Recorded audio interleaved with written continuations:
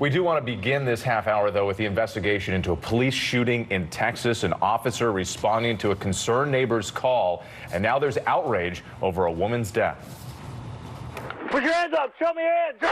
The deadly encounter lasting only seconds. This morning, growing outrage over the death of 28-year-old Tatiana Jefferson, shot by an officer in her own home. She was massacred in her house. She wasn't killed. She was murdered. Police releasing this body camera video and saying the white Fort Worth officer who opened fire was there to perform a welfare check. He arrived around 2:35 Saturday morning when Jefferson's concerned neighbor called police after noticing her lights were on and the front door open. No domestic violence, no arguing, nothing that they should have been concerned with as far as them coming with guns drawn to my neighbor's house. The video appearing to show the officer walking the perimeter of the home. He's not heard identifying himself, later looking through a window with a flashlight, then suddenly shouting commands and firing. Put your hands up. Show me your hands. And they heard someone creeping around outside. She went to investigate at the window. An officer was on the other side who shouted commands, and before she had a moment to respond, he shot her to death. That neighbor now questioning his decision to call police. I feel bad because had I not called the police department, she would probably still be alive today. Fort Worth police officials claim they recovered a gun inside the house, but did not say where the gun was found or whether the officer had seen it before he shot Jefferson. The department saying they are committed to completing an extremely thorough investigation.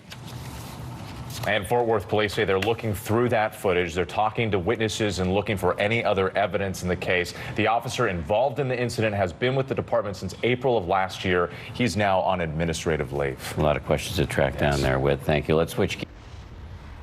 New this morning, people in Texas are demanding some answers right now after a 28-year-old African-American woman was shot and killed by a police officer as she was inside her own home. This happened early yesterday morning. Let's get the latest now from Nicole Jacobs from our affiliate KTVT.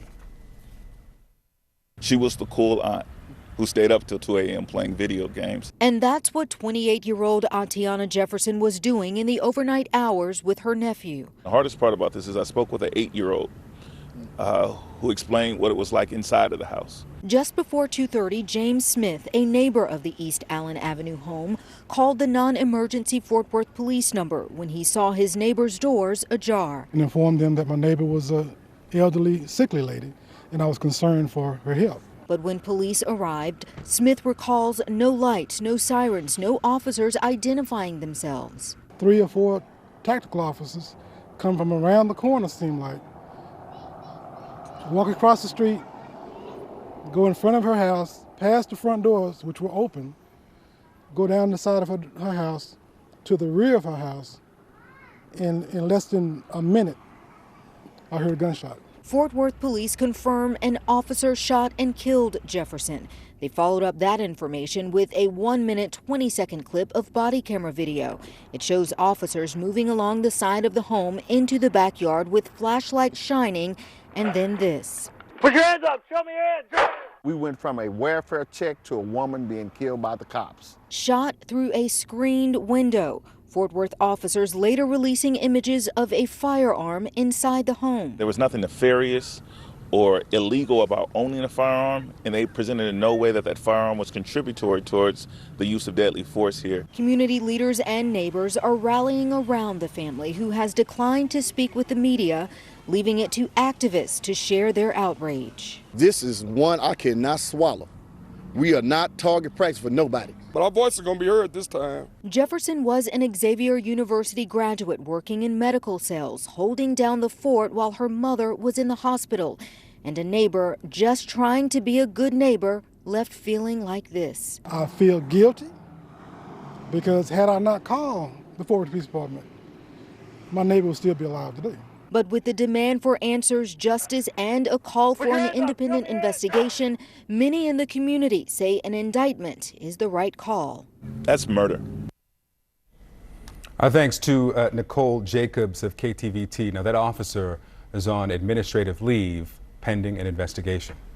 Joey Jackson, criminal defense attorney and CNN legal analyst with us now. There were pretty strong words from that community. Was it murder, Joey? Well, that remains to be seen. Let me say what my concerns are. Good morning to you, Christy. I have three of them. One, of course, is strategic. The other is legal. The other is political. From a strategic perspective, I don't get or understand why not announce yourself, right? Why not lights? Why not sirens? Why the element of surprise here? Perhaps there's some reason that'll be explained. The other issue as it relates to strategic is if you're doing or tactical, I mean, if you're going to say put your hands up, perhaps you should give someone the opportunity to do that. It seems to me that time is on your side. You can have cover or anything else, and the person would be alive. From a legal perspective, you look at the issue of the immediacy of the threat, right? Is there an imminent threat such that I feel that my life's in danger, that I have to shoot? And it seems to me that perhaps the shot was out of confusion, was out of, I have to shoot, I don't know any better, or maybe the officer was just scared. We got to do a lot better than that. And then from a political perspective, that involves the community. You're going to release the fact that she has a gun in the home as perhaps what? To suggest she had a gun and that we were perhaps fearful for our life. There's no indication where that gun was. There's no indication she had that gun. There's no indication that she should not have had the gun. This is Texas, a very liberal state. So I have a lot of concerns. I'm not ready to declare it's murder or ready to declare anything else. But I will tell you that it's horrible when someone gets shot and killed in their own home and you do go for a wellness check or to see what's going on, that something may be amiss, and someone ends up dead. Something's wrong, needs to be fully and fairly investigated. Community needs answers. They deserve them and should get them. All right. Hey, Joey, in a statement released yesterday, the Fort Worth Police Department said that the officer, whose name has not been released, perceived a threat and then drew his weapon. What does he have to prove to be convincing that he felt a threat there? He was outside a home. She was inside hers. So, Chrissy, the concern I have is that seems to be the narrative all the time, right? All the time. Someone's dead, doesn't matter where. I perceive the threat. Those are magic words. Let's walk, let the officer go in peace. Someone's dead here. The fact is that you have to show that there's an immediacy of a threat such that I feared for my life, the life of someone else, or that I would have to endure great bodily harm. So where is the suggestion that that occurred? It's obviously dark. It's obviously a confusing environment. You're going there for a welfare check or a wellness check. Is that enough because it's dark and someone's standing somewhere that you shoot them? What else made you fear for your life? What else made your training kick in such that you felt that shooting at that time was necessary and appropriate? Force used has to be proportionate to the threat also. What was happening other than you responding to a home, seeing someone standing, telling them to get their hands up, and a second later firing a shot? That does not appear to be enough. And again, I understand the community's frustration. I understand their concern. Not yet again ready to say this is murder, but I am ready to say that it needs to be absolutely investigated thoroughly, and if there was no basis for which the shot was fired, then there needs to be accountability on the police department. This is happening way too much. There's a use of force continuum, right, where you go from one level to the other level, and it just seems, Christy, that the deadly fourth lethal weapon continuum is being met instantly, and I don't think that's fair to communities and community residents. Joey Jackson, always grateful to have you with us. Thank you. Thank you, Christy.